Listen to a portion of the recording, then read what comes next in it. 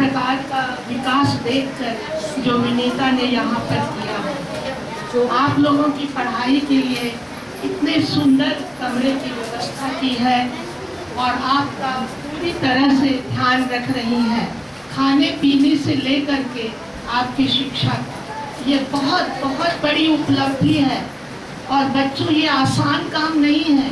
इसके लिए विनीता जी को और क्षमा जी का पूरा परिवार उनके साथ लगा रहता है। तो ये बहुत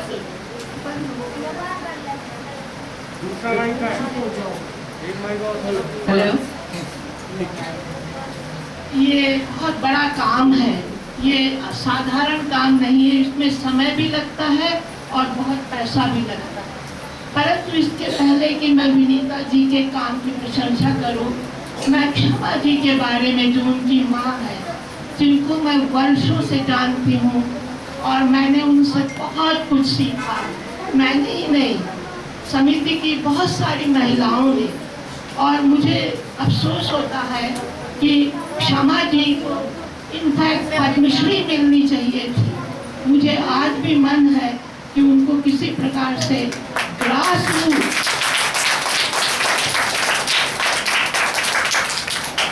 क्योंकि क्षमा जी ने जो काम किया है, अगर आप उसके बारे में बच्चों सुनोगे तो आपको बहुत कुछ सीखने को मिलेगा। हमारी मेंबर्स को भी, जब बाढ़ आती थी, जब भूकंप आता था, चाहे वो गुजरात में हो, चाहे कोई विपत्ति उत्तर प्रदेश में आई हो, क्षमा जी इतनी बहादुर थी कि वो ट्रक लेकर, कपड़े लेकर, सामान लेकर जाया करती थी। पानी में, इतने इतने पानी में उन्होंने सामान, खाना बांटा है। इसको ग्रास रूट काम कहते हैं। ग्रास रूट काम का मतलब है जहाँ जमीनी आदमी रहता है, वो गरीब आदमी रहता है, जो विपत्ति में रहता है, जब आप उसकी मदद करते हैं तो मुझे नहीं लगता कि जब बाढ़ पीड़ितों के पास खाना नहीं होता, उनको एक पैकेट भी मिल जाता है, एक बिस्किट का डब्बा, जरा सी मूंगफली, कोई सत्तू के तुम खाना नहीं बना सकते, हमारी क्षमा जी ने किया। मैं उनके प्रति इतना ही बोल सकती हूँ, परंतु चूंकि इस समय नहीं है, कभी और अवसर मिला तो मैं अलग से उन पर बोलने के लिए आऊँगी और आपको बताऊँगी कि क्षमा जी ने क्या नहीं किया है। और हमारा दफ्तर पहले विनीता को भी नहीं मालूम होगा, फायर ब्रिगेड लेन में होता था। एक कनॉट प्लेस के पास जगह है, फायर ब्रिगेड लेन, सरकार ने वो दिया हुआ था। और इसकी संस्थापना उस समय के जो फाइनेंस मिनिस्टर दंडवते जी थे, उनकी पत्नी ने की थी। और उन्होंने इतना काम शुरू में किया। दरअसल इस समिति की स्थापना जो डाउरी डेथ्स होती थी, जो दहेज के लिए जो लड़कियों को जान से मार दिया जाता था और उनको जला दिया जाता था, और वो बड़ा कठिन काम था। तब महिला दक्षता के पास कोई पैसा भी नहीं था, कोई ग्रांट नहीं थी। क्षमा जी जैसे अन्य तमाम मेंबर्स, उन दिनों इतना डर नहीं था। ये लोग उन घरों के सामने जाकर, ऑटो से जाकर के, कोई मतलब ये कहिए कि गाड़ियों में कोई उस समय घूमता था, ऑटो से जाकर जिस प्रकार भी पहुंचकर वहाँ धरना देती थी और मतलब उन लोगों को किसी न किसी तरह से उन सास ससुर और परिवार के लोगों को दंड दिलवाती थी। तो इसकी स्थापना एक्चुअली उस समय हुई जब देश में बहुत ज़्यादा महिलाओं पर अत्याचार हो रहा था और दहेज प्रथा भरपूर चल रही थी। हालांकि वो आज भी खत्म नहीं है, पर अब वो उसका रूप बदल गया है। उस समय तो लड़की को जला देना बहुत आसान काम होता है। उस समय की जो सेक्रेटरी थी, उन्होंने इस पर एक किताब लिखी जो पूरी दुनिया में प्रसिद्ध हुई, ब्राइड्स आर फॉर बर्निंग, बहुएं जलाने के लिए होती हैं। और वो आज भी किताब बहुत अच्छी है। तो क्षमा जी का और उस दौरान का काम, उसके बाद तो प्रेसिडेंट कमला जी ने, विनीता ने बताया और आई, और अभी सुमन जी हैं, और विनीता जी ने काम सुमन जी के समय शुरू किया है। परंतु वे क्षमा जी के पद चरणों पर चल रहे हैं। इस बात से मुझे बहुत बहुत खुशी है। और वो उससे भी आगे बढ़ करके, उससे भी आगे बढ़ चढ़ कर, मैं जब से आई हूँ इस कमरे की सुंदरता देख रही हूँ कि कितने बच्चों को ऐसे सुंदर कमरे में बैठकर पढ़ने का सौभाग्य प्राप्त होता होगा। आज हमारे इवन बहुत अच्छे अच्छे स्कूल के पास ऐसा कमरा नहीं है। बच्चों को इतना कुछ नहीं मिलता जो आप सबको मिल रहा है। आप बहुत सौभाग्यशाली हैं कि आप विनीता जी के स्कूल में पढ़ते हैं। आज स्वतंत्रता दिवस है बच्चों, आज बहुत बहुत शुभ दिन है। हम 75वां साल मना रहे हैं, आप लोगों ने कल भी मनाया, आज भी। परंतु स्वतंत्रता ये है कि हमारे देश में सबके पास खाना हो, सबके पास कपड़ा हो, सब सहयोग से रहें। हम सबको उसी दिशा में काम करना है। और आप सब जो बड़े हो रहे हो तो आपको जो शिक्षाएं दी जा रही हैं उनको आप बहुत ध्यान से सुने और आगे बढ़कर भारत के अच्छे से अच्छे सिटीजन बनने की कोशिश करें और देश के लिए काम करें। मैं अपना भाषण 2 लाइनों से ख़त्म करना चाहती हूँ। आशा है आप लोग उसको पढ़ेंगे। एक कवि है प्रसून जोशी, जिन्होंने भारत नाम की एक कविता लिखी है जो कि बहुत ही अद्भुत है। मैं 2 लाइनें सुनाऊंगी। देश से है प्यार, देश से है प्यार तो हर पल ये कहना चाहिए। देश से है प्यार तो हर पल ये कहना चाहिए, मैं रहूं या ना रहूं, भारत ये रहना चाहिए। इससे भी अच्छी है, मेरी नस नस काट कर दो, मेरी नस नस काट दो और बनाओ एक सितार, राग भारत उसमें छेड़ो। मेरी नस नस काट दो और बनाओ एक सितार, राग भारत उसमें छेड़ो, झनझनाओ बार बार, मैं रहूं या ना रहूं, भारत ये रहना चाहिए, हर पल ये कहना चाहिए, आपकी आंखों से झलकना चाहिए।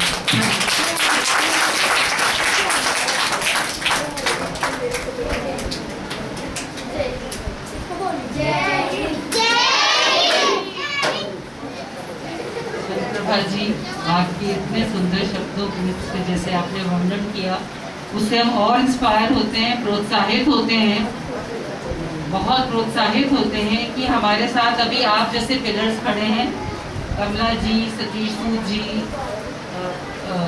चंद्रभा जी, शमा जी, जिन्होंने हमारे को हिम्मत दी और पीछे से जो हमारी शुरुआत में सुमन कृष्णकांत जी ने जो हमारे को एक बेसिक रूप से हमारे को एक इंस्पिरेशन के रूप में जो उन्होंने उदाहरण हम लोगों के सामने रखे हैं कि हम कोशिश यही करेंगे कि हम उन्हें लेके आगे चल सकें। और इस बाल शिक्षा केंद्र का सबसे पहला ये शुरुआत इसीलिए की गई थी क्योंकि यहाँ पर पीछे हमारे स्लम में बहुत सारे वीकर सोसाइटी के बच्चे थे जो कि गवर्नमेंट स्कूल में तो चले जाते थे लेकिन आने के बाद उनसे होमवर्क नहीं किया जाता था। वो अक्सर यहाँ सड़क पे घूमते घूमते रहते थे। तो हम लोग अक्सर उनसे पूछते थे कि बच्चे तुम लोग पढ़ते क्यों नहीं हो? कहते स्कूल से आने के बाद हमें पता ही नहीं क्या पढ़ना है।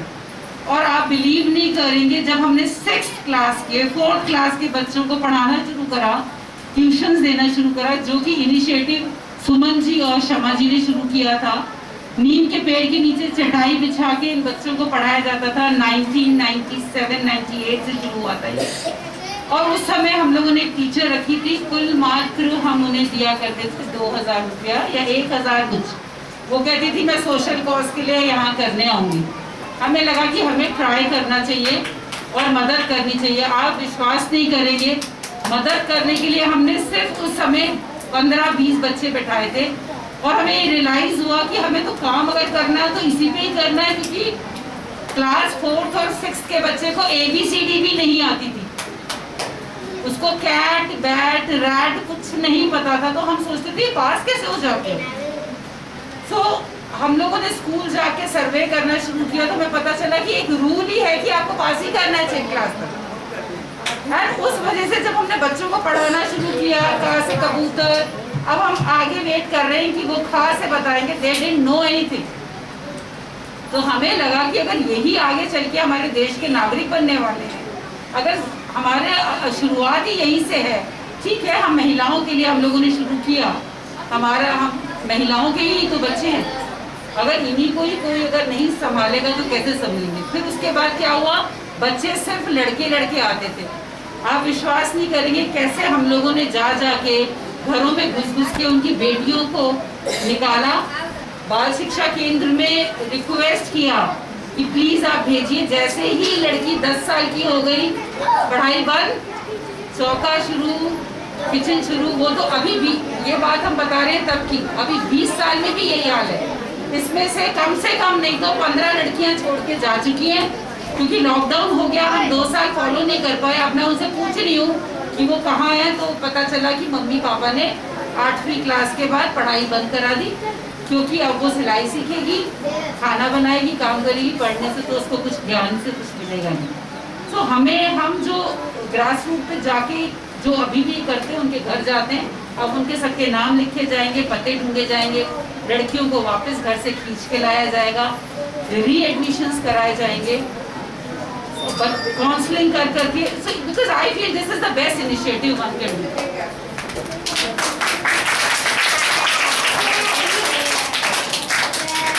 और जब इस इनिशिएटिव के साथ हमने ये शुरुआत करी तो हमने ये कमरे में करते थे, और लास्ट बाई मार्च हमारे साथ हॉरिबा इंडिया के मेंबर्स और हॉरिबा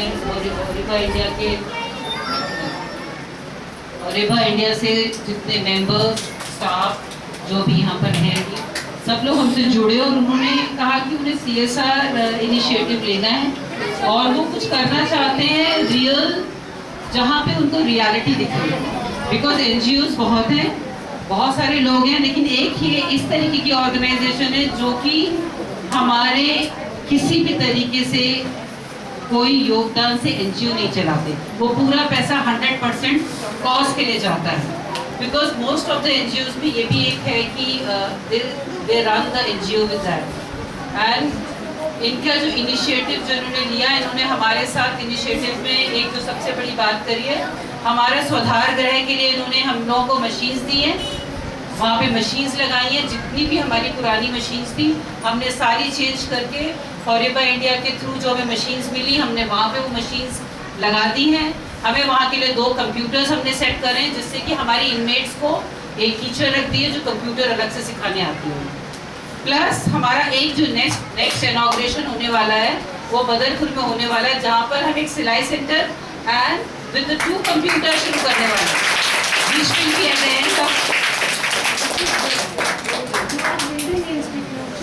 यस, सो वो भी जो शुरू होगा, so I am really thankful for their thought और इनका द बिलीव इन अस। सो हम सब साथ मिलके अगर इस तरीके से जब हम करते हैं काम, तो पूरी कायनात भी जुट जाती है हमें मदद करने के लिए। तो मैं सोचती हूँ this is a help from God actually in form of Horiba. And मैं अब सारे मेंबर्स को धन्यवाद देती हूँ जिन्होंने जुट लगा के, जान लगाकर इस संस्था को संभाला और हम लोगों के लिए इंस्पिरेशन बने कि हम उस काम को लेके आगे चल पा रहे हैं। बहुत बहुत धन्यवाद। बच्चों, सबको अच्छे से पढ़ाई करनी है और अच्छे से बिहेव करना है। ये बच्चे लोग 1-1.5 साल में काफी उनसे कहना चाहूँगी कि आप इनकी जितनी मदद आप खुद देख रहे हैं कि सारा पैसा उन लोगों पर खर्च होगा और उससे ज़्यादा वो अपने पास से भी खर्च करती है। उनकी माता जी को मैं जानती हूँ जो सालों से अपने पैसों से क्या तक काम नहीं किया। तो प्लीज आप लोग इनको आगे भी मदद करते रहें, इसको रोके नहीं। CSR की मदद जो है, आपको भी बहुत खुशी होगी ये देख करके कि हमारा ऐसे, जब बताइए बदरपुर में सेंटर जब खुलेगा तो इनको वहाँ जगह चाहिए, इनको ऐसा ही सुंदर कुछ वहाँ बना दीजिए। क्योंकि हम लोगों ने जब ये शुरू हुआ था तो फायर ब्रिगेड लेन से चलता था, सरकार ने वहाँ जगह दी थी। बाद में सब लोगों ने मिल करके कड़कड़ दुमा में एक स्वाधार घर कहते, पहले जवाब जिससे कहते थे, अब विनीता वहाँ इतना अच्छा काम कर रही है कि वो लड़कियां भी कितनी खुश हैं।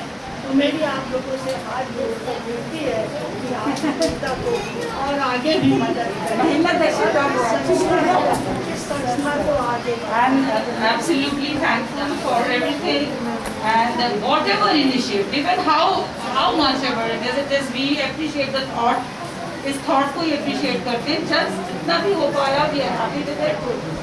And I would like words from Hamish also. So Yeah. I think Yeah. keeping in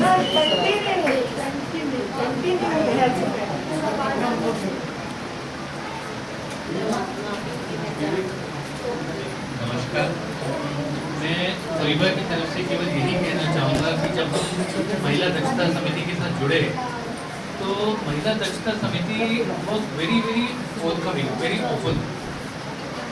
उन्हें ये नहीं था कि हमें आप पेमेंट कीजिए, लिस्ट ऑफ आइटम्स है, हमें ये चाहिए, आप जैसे भी प्रोवाइड कर दीजिए, आप मटेरियल प्रोवाइड कर दीजिए, आप पेमेंट कर दीजिए। तो very very open and that's the thing which has touched Horiba कि यहाँ पर focus is not on the money but on the resource, that the resource has to be given।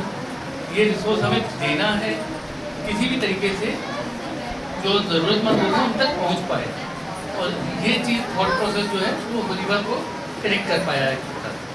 And as Horiba we will definitely look forward to continue with you in future. Thank you.